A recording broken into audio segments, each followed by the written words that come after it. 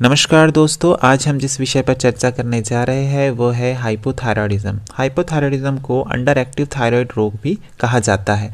यह एक सामान्य विकार है।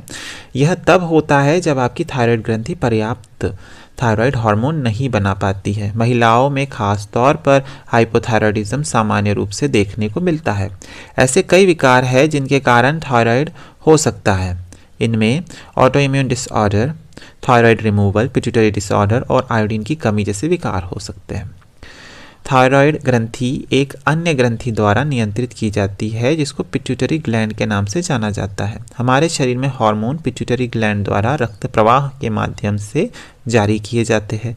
हार्मोन के जारी होने से हमारे शरीर के लगभग सभी अंग प्रभावित होते हैं, जिनमें हमारे दिल और दिमाग से लेकर मांसपेशियां और त्वचा भी शामिल है।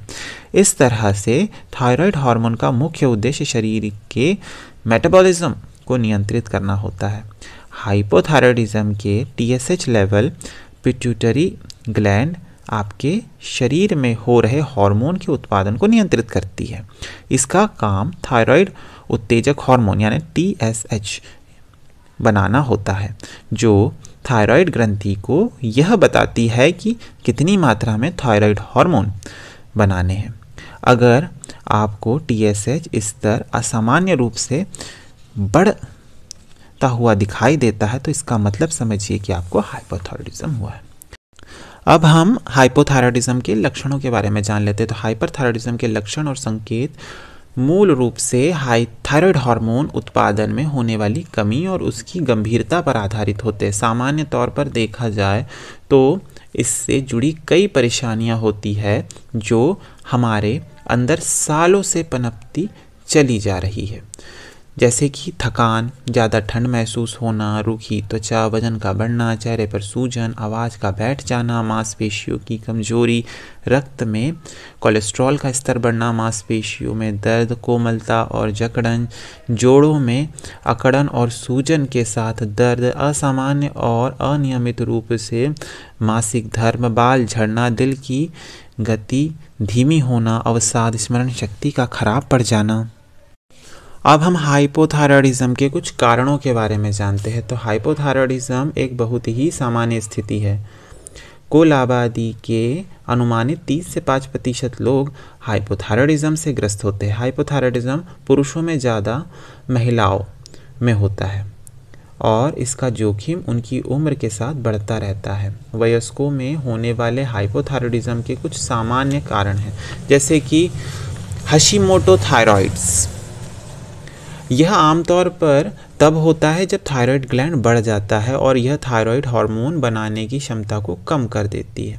हशीमोटो थायरॉयडिज्म एक ऑटो इम्यून डिसीज है जिसमें शरीर की प्रतिरक्षा प्रणाली अनुपयुक्त तरीके से थायराइड ऊतकों पर हमला करती है। आंशिक रूप से यह इस स्थिति को आनुवंशिकता का आधार माना जाता है। दूसरा है लिम्फोसाइटिक थायरॉयडाइटिस। यह थायराइड ग्रंथि की सूजन को संदर्भित करता है। जब सूजन एक विशेष प्रकार के सफ़ेद रक्त के कारण होती है तो उसको लिम्फोसाइटिस थायरॉयडाइटिस भी कहा जा सकता है। तीसरा है थायराइड खंडन। जिस मरीजों का हाइपोथायराइड स्थिति के लिए उपचार हो चुका है और उन्होंने रेडियोधर्मी आयोडीन थेरेपी ली है एवं उपचार के बाद उनके थायराइड ऊतकों ने काम करना कम कर दिया है या बंद कर दिया है, तो इस तरह की संभावनाएं इस बात पर निर्भर करती है कि मरीज ने आयोडीन की कितनी मात्रा का सेवन किया था या मरीज की थायराइड ग्रंथि का आकार और उसकी गतिविधियां कैसी थी। अब अगला है जैसे कि चौथा पिट्यूटरी और हाइपोथैलेमस के रोग। जब किसी कारण से पिट्यूटरी ग्रंथि या हाइपोथैलेमस थायराइड को संकेत देने में असमर्थ हो जाते हैं और थायराइड हार्मोन को उत्पादित करने का निर्देश दे देते हैं, तब T3 और T4 का स्तर नीचे गिरने लगता है। भले ही थायराइड ग्रंथि सामान्य हो, अगर यह प्रभाव पिट्यूटरी रोगों के कारण होता है तो इस स्थिति को मध्यम हाइपरथायरॉयडिज्म कहा जाता है। अगर यह प्रभाव हाइपोथैलेमस रोगों के कारण हो तो उसे तृतीयक हाइपोथायराइडिज्म कहा जाता है। अगला है पिट्यूटरी में जख्म।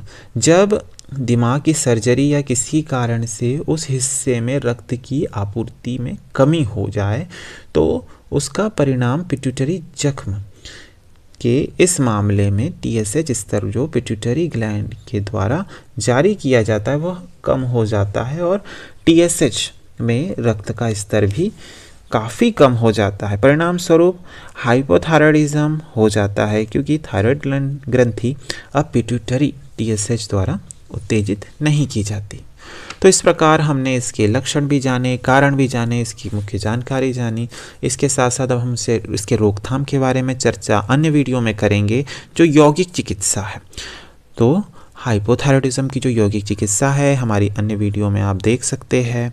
इसे हम प्रैक्टिकली आपको समझा भी देंगे।